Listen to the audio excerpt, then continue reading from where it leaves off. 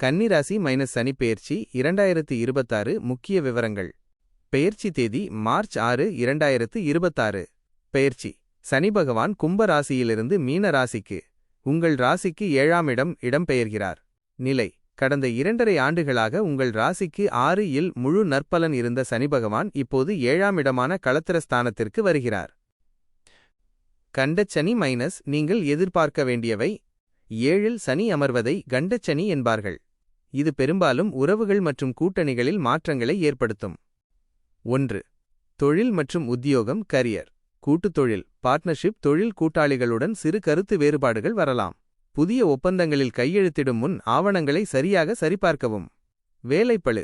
அலுவலகத்தில் கூடுதல் பொறுப்புகள் வரும்.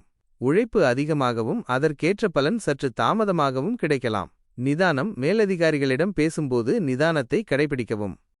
2. குடும்பம் மற்றும் உறவுகள் ஃபேமிலி மற்றும் ரிலேஷன்ஷிப். வாழ்க்கை துணை கணவன் மனைவி இடையே வீண் விவாதங்கள் வந்து போகலாம். ஒருவரை ஒருவர் விட்டுக் கொடுத்து செல்வது குடும்ப அமைதிக்கு நல்லது. வாழ்க்கை துணையின் ஆரோக்கியத்தில் சிறு அக்கறை தேவை. சமூக உறவுகள் நண்பர்கள் மற்றும் உறவினர்களிடம் பேசும்போது எச்சரிக்கை தேவை. உங்கள் வார்த்தைகள் தவறாக புரிந்து கொள்ளப்பட வாய்ப்புண்டு. 3. ஆரோக்கியம் ஹெல்த். உடல் நலம் கால்வலி முதுகு தண்டுவடம் சார்ந்த உபாதைகள் அல்லது நரம்பு சம்பந்தமான சிறு பிரச்சனைகள் வரலாம். முறையான உடற்பயிற்சி அவசியம். பயணம் நீண்ட தூர பயணங்களின் போது உடைமைகளை ஜாக்கிரதையாக பார்த்து கொள்ளவும். பாதுகாப்பு அரண். உச்ச குருவின் துணை.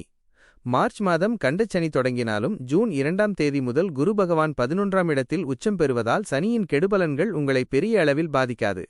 சனியால் ஏற்படும் சங்கடங்களை குரு தனது பலத்தால் சரி செய்வார். பரிகாரங்கள். ஆஞ்சநேயர் வழிபாடு. சனிக்கிழமைகளில் ஆஞ்சநேயருக்கு வெண்ணெய் காப்பு அல்லது வெற்றிலை மாலை சாத்தி வழிபட கண்டச்சனியின் வீரியம் குறையும். சனிபகவான் வழிபாடு. சனிக்கிழமைகளில் சனிபகவானுக்கு நல்லெண்ணெய் தீபம் ஏற்றி சனி கவசம் பாராயணம் செய்யவும்.